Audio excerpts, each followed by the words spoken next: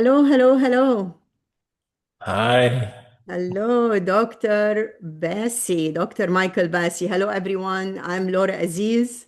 I am a certified executive coach and I am a consultant and have long history in health information technology. And I have connected with Dr. Michael Bassey over the last couple of years. And I recently heard that he published a new book, Beyond Blame. yes. So, welcome, Dr. Bassi. Everyone, welcome. Share my welcome to Dr. Bassi on this podcast. Thank And you, I will, Laura. yeah, thank you. I will introduce Dr. Bassi formally. He has great experience and background, and then we'll get some of his perspective on the book. So, Dr. Bassi is a senior process safety and operational learning leader with over 20 years of experience in high risk industries. Currently, he serves as a process safety advisor at Chevron, supporting process safety governance, investigations, risk studies, and operational learnings. Dr. Bassi has lots of credentials, including a doctorate of engineering from George Washington University in the US, an MBA from the University of Lagos in Nigeria, a Master's of Engineering in Development and Management from Northwest University in South Africa, a Bachelor's of Engineering in Petroleum from the University of Port Harcourt in Nigeria, and he is also certified as safety professional and Lean Six Sigma. That's a lot. You've spent all your life studying. Thanks, Laura. That is It's so amazing. I'm so happy yeah. we have you here. Tell us more about yourself. I think people want to hear from you. Yeah, I mean, apart from studying and you know, gathering credentials, I like to leverage on experience to develop other core aspects of my skills, attending short courses. I'm married, by the way. I have three kids Yes, and yeah, and a lovely wife. amazing. Yeah, Yeah, yeah. We should invite her one time to get a broader picture about Dr. Basie. exactly. We should. Okay. So about the book, like Beyond Blame is a very attractive title, but Yeah. obviously I'm sure the book is also very attractive as well. Tell us more about how did you come with the name and what does it really mean to you? Okay, so pretty early in my career, I had an experience that stayed with me for a very long time. I think this was like 2010, thereabout. We had just completed an investigation. I was just practicing incident investigation. I was in my mind, I was really good, and we completed the report. Very well structured report, simple, straightforward, decisive. In fact, of the way we packaged the recommendations and action items. Like many other investigations, the root cause that we highlighted as the main root cause, there were other root causes, but the main root cause we highlighted was human error. And we said it was human error due to mistake or mental sleep. And I know that I've always had a lot of investigations with that particular root cause, mistake or mental sleep. And in my mind, that was a very good investigation. We were well applauded. Leadership really loved the work. It was neat and well packaged. But some few months later, I think it should be about 8 months after we concluded that investigation, some of the action items have been implemented. It included training the operators. There were so many other actions, but the main one was like training and creating systems that would stop them from making that mistakes in our mind. But something very similar happened again. This time, a different shift, different people, but the same outcome. Yeah. And that got me thinking, like, did we really do a good job in conducting that investigation? Or we just stumbled on it? And it forced me to start thinking, like, what else would we have done? Because I felt like we had failed, Yeah. for that incident to have happened again in a different context. So that moment, began to stay with me since that time, until I got exposed to human and organizational performance in 2018.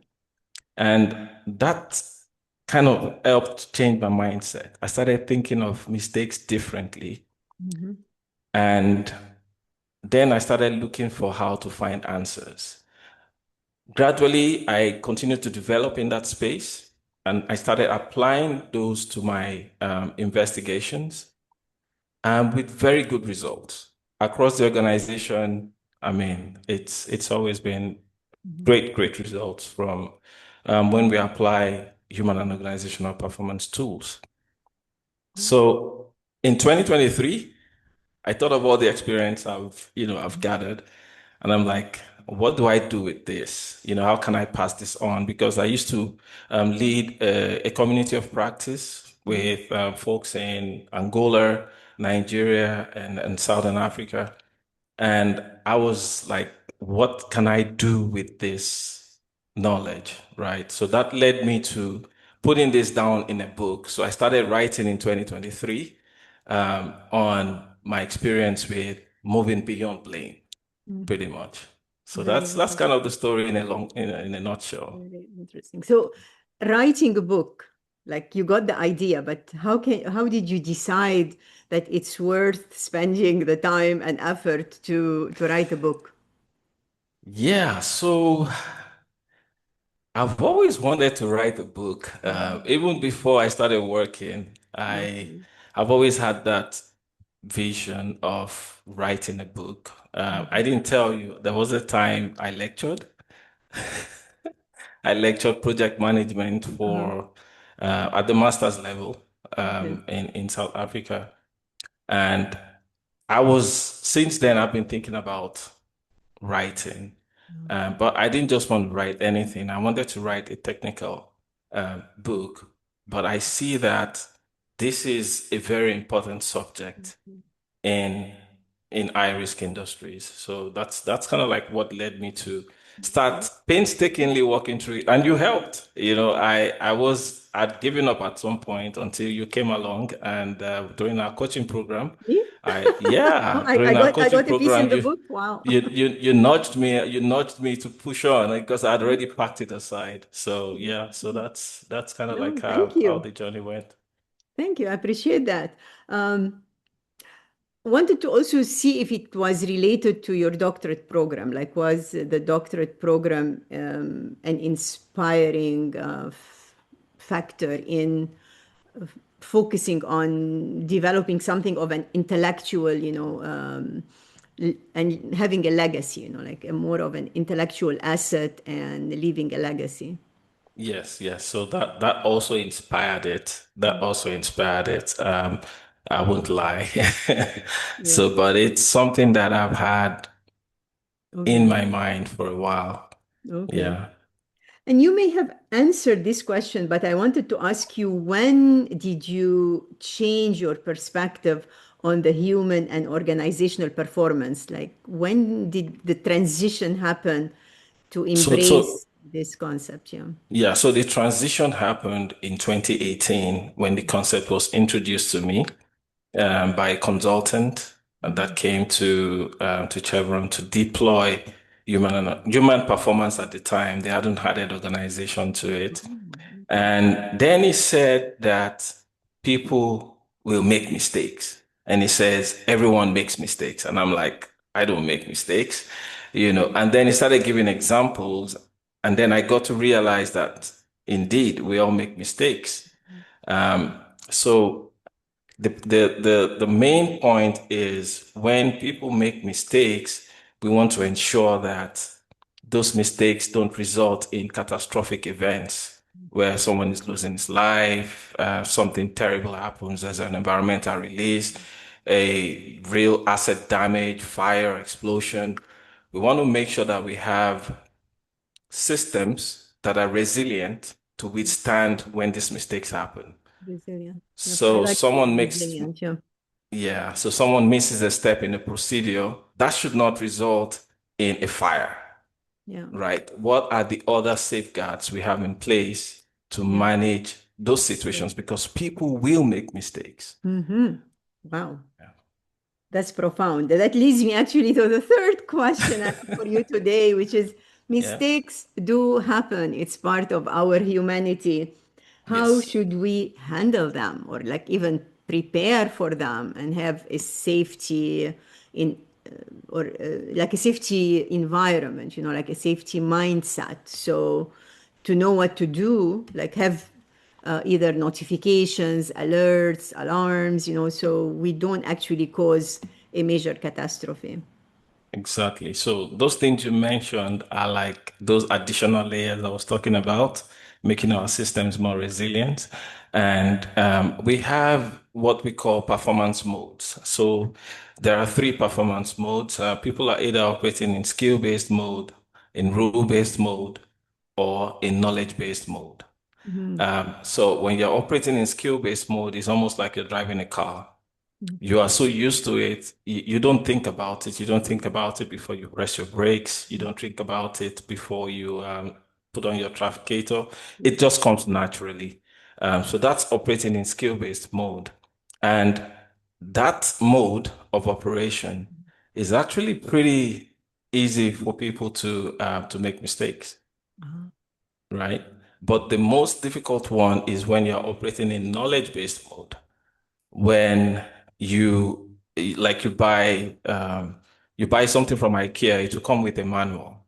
Okay. And because you know how to assemble stuff, you don't use the Mhm. manual. So you're operating in a Mhm. knowledge-based mode. You're using your experience, right, to try to Yeah. solve the problem without following the procedure Yeah. or the We manual or the checklist. competency, we call it like high competency where You the believe you knowledge know. is part of you, you kind of embrace the knowledge, that kind of So skill. that's well, in a way, but that's more on the skill-based mode where you're so Yeah. used to it, you know this like the back of your hand, Mhm. right? But in the knowledge-based mode, you're actually doing it using a mental picture, Okay. a past mental picture Mhm. to solve a present problem, Uh-huh. right? So that kind of puts you in a tight situation where you're beginning to take steps that are just like guesses, Mhm. right? You are taking more risk in moving and operating in the knowledge-based performance mode. So that's one aspect. Mhm. And the second aspect is identifying error traps, Yeah. right? So error traps are those things that within Mhm. our systems, it's there in our procedures, it's there in our organizational culture, it's even intrinsic to humans. Like when you're tired, Yeah. you're overconfident, the environment you're working is very hot. Those are all error traps. Mm. Um, Things in your organization that are not working well, those Mm. are all error traps. They will cause people to make mistakes. Procedures that are not clear are Mm. error traps, right? Okay. So identifying error traps is Mhm. another way of trying to eliminate mistakes. So when we identify it, then we can, Mhm. you know, put systems in place to get them resolved. So there are these three modes: skill set, knowledge, and error trap. Skill-based, knowledge-based, and rule-based. Knowledge So base, we yeah. want people to be in the rule-based performance mode because that's when you're following a set of guidelines or Okay. procedures to work, right? So So which that's one is the best? The knowledge base, the rule-based.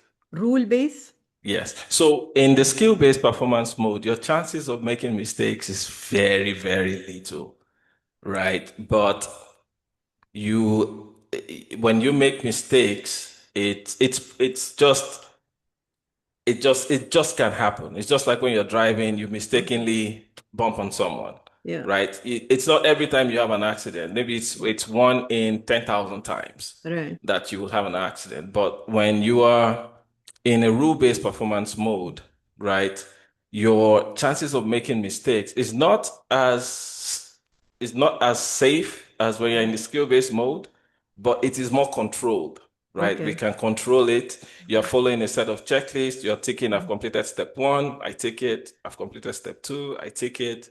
Like that. You're following a checklist.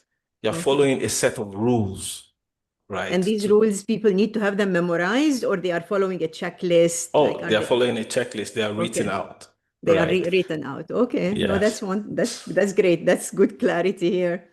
I want to transition to a bigger, I would say, umbrella term here, which is the role of leadership Okay. in a culture that is a safety culture, where there is psychological safety, where they have moved beyond blame. Like, what are some of these characteristics of a leader, whether an individual leader or it's an organizational kind of leadership philosophy that needs to be adopted? Okay. So I often tell leaders that they should see mistakes as insights, Mm, right? See mistakes as insights that yeah. we need to understand. When we start viewing it in that way, Mhm, it helps, right? So I recall a situation where an operator made a decision mhm, that on the face value, it looked like a terrible decision. As in, even when they relate the event to me, I was like, how stupid can that guy be? I mean, who does that? Right? It is a clear procedure, it is a critical step, but it just decided not to do it. yeah. And it resulted in an incident, Mm, not directly, but because of what he had done, it resulted in an incident later. mhm, When leaders looked at it, the immediate reaction of a lot of folks were, I mean, this is surely a compliance issue. This guy should be disciplined, mhm, right? But when we took a step back, I could say those things to myself inside, but I definitely can't project that. First, I want to understand the context. mhm, Right. So in speaking with the operator, I got to understand the reason why it did that. It mhm, was operating under severe pressure. It was working under some strict timeline, and this is how it has been for more than a year. And it wasn't the only one doing that. There were other people doing the same thing. In fact, the entire unit was doing the same thing because that step, they didn't see it as being important. Even when they didn't do it, there was no incident, right? So they just like normalized like that. like took it for granted, kind They of, took or it for granted yeah. and they normalized it. Mhm, And so, but when we took a deeper dive into it, we saw that the procedure was vaguely written. It mhm, wasn't clear. That step wasn't clear. So it was almost like they were already set up to fail from the uh-huh, beginning, right? So it helped us to see this from a different lens. Again, human and organizational performance, looking at the error traps. This is clearly one of the error traps that we're trying to avoid. It is a task-based error trap. mhm, So we looked at that and then started looking at the design of that procedure, mhm, right? And the next question then changed from what was this guy thinking to why didn't they follow the procedure, uh-huh, right? And then that understanding helped us in a learning team mhm, to really delve into how to resolve that issue. So the entire procedure was redesigned. They removed there were several other error traps in the procedure that were eventually removed. And that really improved um, the operation. And again, what that does for you is this whole response or how leaders see or view mistakes improves trust in the organization. When you begin to build trust within your organization, your culture is changing. Yeah. People begin to open up more. When people speak up, then you can understand where things, where issues that, well, where procedures have been bypassed, where certain situations have been normalized that needs to be resolved. You begin to identify where you have gaps in your system, Right. and then they can be fixed. That, And it that, helps because you then get feedback so yeah. easily without stressing for it, right? But in a blame-focused culture, Mhm. like I always say, blame is a dead hand. When you start blaming, you stop the conversation, you kill Yeah. any kind of learning that you can get, right? Because what you don't understand, you cannot fix. So we have to move from blaming to understanding. I love that. Yes. Yeah. So if it was a blame situation, that person who made the error would have been disciplined, Yes. and And it would have happened again. yeah, the rest of the team would not have gotten the chance to learn from a mistake and correct it, kind of. So, Exactly. so also here, I think a key point is the difference between a one-off and systemic problem solving or systemic risk management. So it's Exactly. not just focusing on one person and one error or one mistake, but systematically Yeah. looking at what is going on, True. having regular reviews. But also, trust is a key word that you mentioned Yeah. in leadership and how leadership can develop a culture where there is more trust. I Yes. think it's a continuous thing that you do, a continuous practice of Yeah. building trust, not a one-off. It Yes. comes with time. Absolutely. Yeah, Absolutely. love it. Actually, that's a good segue into one of the key questions that I have here that relates to leadership, which is how to balance accountability, responsibility, and empowerment in a Hmm. learning organization. So, accountability. So, a lot of people say, like when human and organizational performance was being deployed, a lot of leaders expressed concern, like when we say that people make mistakes, we expect people to make mistakes. That means that we are squashing accountability. So, when do we then hold people accountable? That was the question at the time. But but the balance is critical here. So when we're talking about accountability, empowerment, and responsibility, it's good to have a right balance. Accountability does not mean assigning blame, right? So accountability, it means taking responsibility for improving the system. Mm. And in the company where I work, we see everyone as a leader. So I would say accountability is how we show leadership, Mhm. right? Taking responsibility. I see a procedure that is not working well, like that example I gave you. I speak up and I try to fix it. That is being accountable. Okay. And leaders need to first build the culture Mhm. where they are able to get the right feedback from the workforce Okay. before you can then get them to the point where they can start showing accountability and taking responsibility for developing or improving the systems. When we're talking about empowerment, empowerment means taking or let me say trusting people to act, Mhm. right? But also giving them the right conditions to succeed. Okay. So you're empowering them to act, meaning that you, it's not like you let them loose. right? It's not like they're working without rules, Yeah. but they are empowered to act, like I said, in the case of providing feedback Mhm. and addressing systemic issues. Okay. Like when we are in a learning team event, we typically would make what we come up with solutions. We call them solutions when we identify where we have gaps in our systems.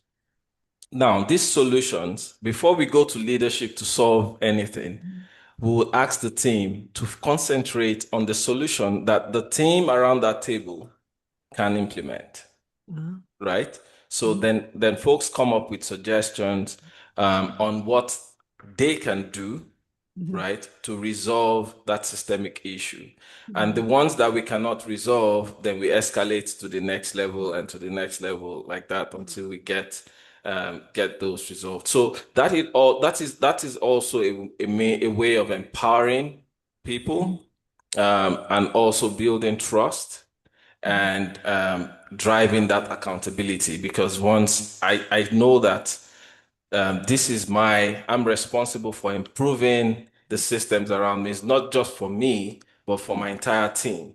Yeah. Then I'm acting as a leader, I right? like that. Yeah, and, you're saying great nuggets here that I hope every leader in any organization kind of embrace these concepts. So empowerment is building a belief in Yes, every employee that they have a power within them that they can use, they can bring to bear, bring their knowledge, bring their skills, bring their judgment to exactly. bring to bear on their daily practice, to also feel empowered. I mean, I think the word empowered here come handy in escalating or in Yes, reporting up, like we were doing this, but this step is not clear, or it's not this clear. step has an embedded risk in it that needs to be looked at.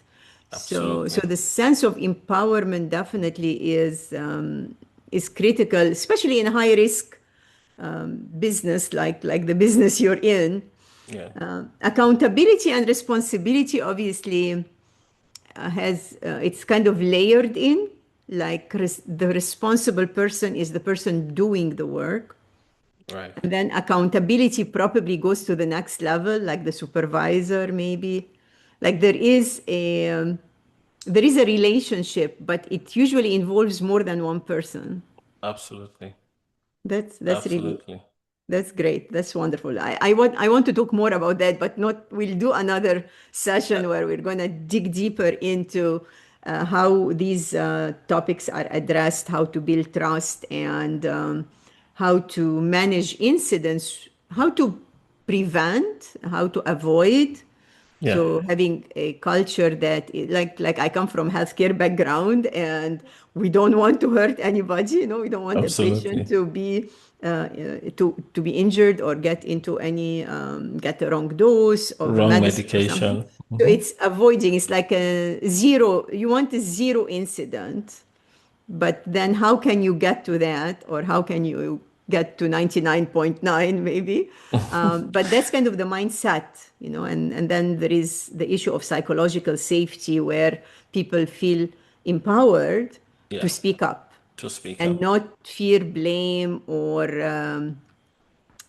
also embarrassment, like shaming them. True. Or in some cases, some organization would let go someone who made a mistake. So Absolutely. how can you build in a culture of trust and psychological safety without fear, without blame, and without feeling like your livelihood is on the line? Yeah. So leaders also have to show vulnerability, Mm, that's a right? big word. And that's another way of building trust. Yeah, that's a big word. Owning up, oh, I made a Yeah, mistake here. yeah, We should have done this other way, but mhm, right. yeah. So that also helps. And again, we can hold people accountable, but they don't have to be the problem. I like that. They don't have to be the problem. I'm gonna move into wrapping up this discussion. I think it's amazing discussion. We can talk for 1 hour more, but I want to keep it at a manageable size, and we're gonna do more of that to dig deeper. But I want to kind of at wrapping up look at the uncomfortable truth. Like, what is the uncomfortable truth that's at the heart of Beyond Blame? Mm. So an uncomfortable truth is we've talked about it already, Mhm. right? But I'll just state it again in a more concise manner. One uncomfortable truth that leaders need to know is we don't improve systems by assigning blames. We improve them by understanding how people's actions made sense to them at the time they were taking that decision. Mhm. So that singular shift in thinking can transform how organizations learn. So, Michael, do you feel like we need to go back to leadership development and leadership training programs and make sure these issues are addressed or built into the programs? Yeah, I mean, leadership really is not only about training, right? So um, leadership to me, there's the training aspect. Mhm. There's the like we do leadership onboarding when you come into our organization.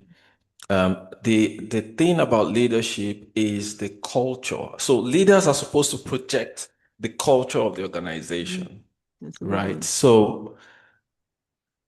In so I can't have a leader in an organization that says that we are a learning organization, but the body language of the leader, I might be saying it, we're a learning organization, Yeah. but the body language is saying something else, Yeah. right? So um, the leaders know these things, right? But it's putting it into practice that I feel that we have the opportunity um, because a lot of leaders are under pressure, Mhm. right? Pressure to deliver on set goals, on targets, Yeah. pressures to meet certain objectives that they've set, maybe at the corporate level or within the subdivision that they want to meet. And these pressures, right, reflect in how they communicate to the front line. Yeah. So, in as much as leaders know that, yes, people make mistakes, we need to make our systems more resilient, they also need to project that to the front line. Yeah. So, uh, like I said, the leaders should be the ones projecting the organizational culture. So, whether it's by training or it's by daily engagement, that culture needs to be reflected. That's amazing. That's a great lessons learned, I would say. Yeah. Michael, would you show people the book and tell them where to find it? Yep. So, this is the book, Zero. Beyond Beyond Blame. Blame. It's on Amazon, all the Amazon stores worldwide. If you Phenomenal. search on Amazon, you will see it there, Beyond Blame by Michael Bassey. The foreword was written by my mentor, Uh-huh. Scott Excellent. Fife. So, really That's amazing book. There are a lot of things in there. I've got lots of interview questions. I've got tools that you can apply for investigations. I've got tools, even I've got examples in here on the medical field, okay. how the nurses work to prevent administering wrong doses. Yeah. There are so many things in here, aviation, examples from aviation, even from the space shuttle event that happened and the Challenger, it's all in here. So Wow. a lot of material in here for folks to learn from. And you have a Yeah. website also. They can go to the website and see some Yes. samples of the book or the instruments you have in the book, the tools. Yeah, Yes. yeah. So my website is Dr. Michael Bassey at drmichaelbassey.com. .com. That's pretty And then much they it. can send you an email. You have an email Yes, contact yes. form on the website On the or website. Everything is on the okay. website. There's a contact form on the website. My email is also there. That is so cool. Well, everyone should really hit Amazon and get the book. It's an amazing book that covers lots of critical topics, including, Yep. leadership, psychological safety, empowerment, and team building. I mean, to get Yeah, really people yeah. to work There's together also and build trust. Team building is absolutely. a dynamic aspect of it. Thank you so much. And I'm Yeah, sure we will connect again and do more digging sure. into the details. But I really enjoyed the Absolutely. discussion and I hope everyone will enjoy it as well. Thank you, Same Mike. here. Thank you, Laura. Appreciate it. Thanks for having me. Thank you.